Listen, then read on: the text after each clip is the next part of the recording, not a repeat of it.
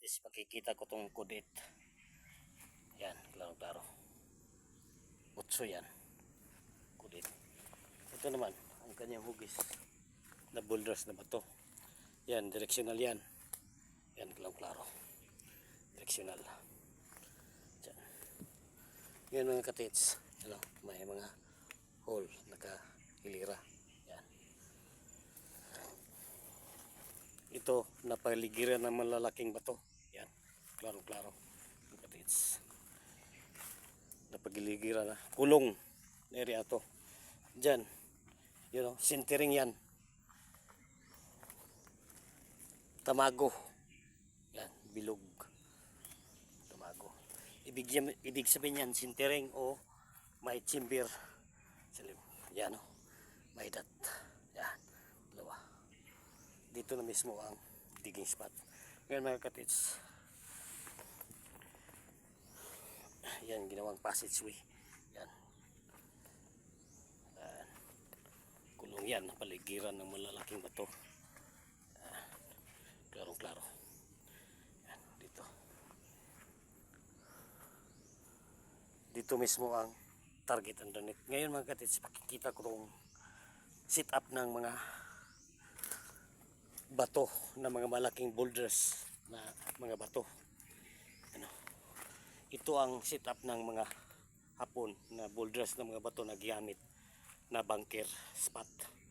Ito bunker spot to mga katits ha. Yan o, mga paligid. Yan. Diyan sa S, parang post marker yan, may isang load dyan. Dito naman sa gitna, dahil bilog to, kulong bilog na boulders yan o, klarong-klaro sa kamera. Yan. Yan. Paligiran ng mga lalaking bato. Yan. Pag ganitong setup mga katitsa, boulders, malaking boulders na ginamit, ay yan o, dyan sa gitna mismo ang target. Dyan mismo ang spot. Pag ganitong sit up, dahil yan, malaking load to. Yan o, napaligiran ng malalaking bato. Yan, klarong-klaro sa kamera. Yan. Yan. Lahat.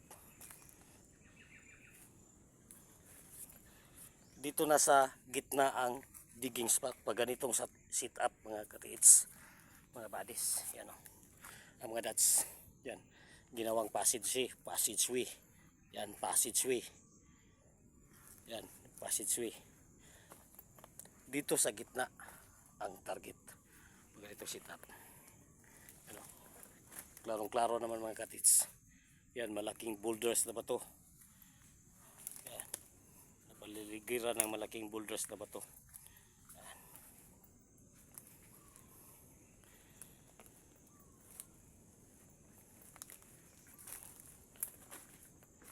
Diyan mismo ang isang spot, digging spot yan.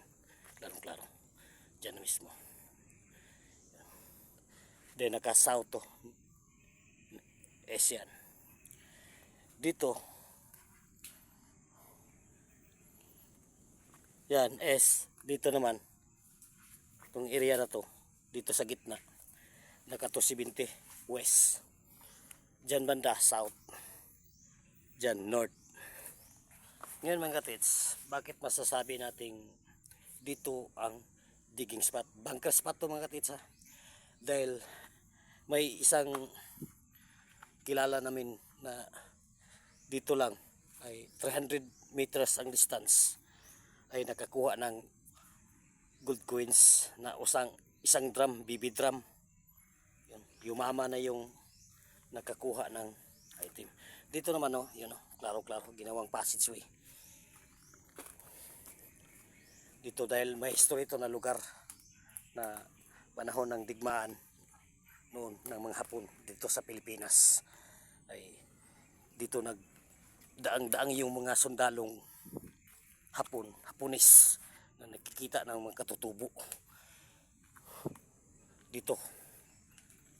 kampo to nila mga katiits. Yan, klarong klaro. Yan.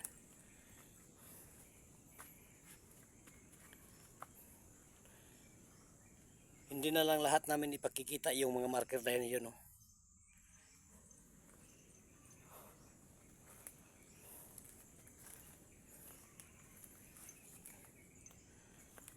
Dito na ang digging spot mga katiits. Bunker to, ha.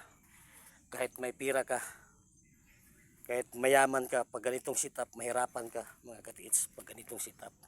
Dito naman, yan o. May tatlong hulihan, isang maliit yan. Diyan, nakatingin sa west side. Yan, sa west.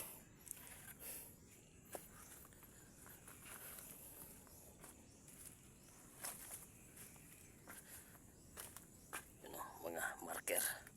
Lahat ng mga nakapader yan, ginawang passageway. Yan, passageway. Yan. Lahat ng mga dots dito sa gitna naka pointer. Turo. Dito naman mga katits. Yan o. May isang bato. Yan. Yan o. Hinati yan, hinati. Tagos yan. Hello. Yan o. Circle yan mga katits. Klarong-klaro. Nasa gitna ang digging spot. Yan o. May bilog pa na bato na tamago marker, dalawa. Ibig sabihin yan ay may kib sa ilalim na nakatago o chamber, dahil dito na area na to ay talagang bunker log to. Dito nagkampo ang mga Japanese army panahon ng World War II. Yan o. It's klarong-klaro naman sa kamera. Ito, parang tamago to. Tamago. Yan, bilog na bilog yan. Yan. Ang digging spot ay dito sa gitna. Yan o, klarong-klaro. Kamera galing dito. Yan. Napaligiran ng malalaking bato na boulders. Yan. Dito na mismo sa gitna ang digging spot. Salamat sa mga subscribers, mga viewers. Thank you for watching. Mga katids.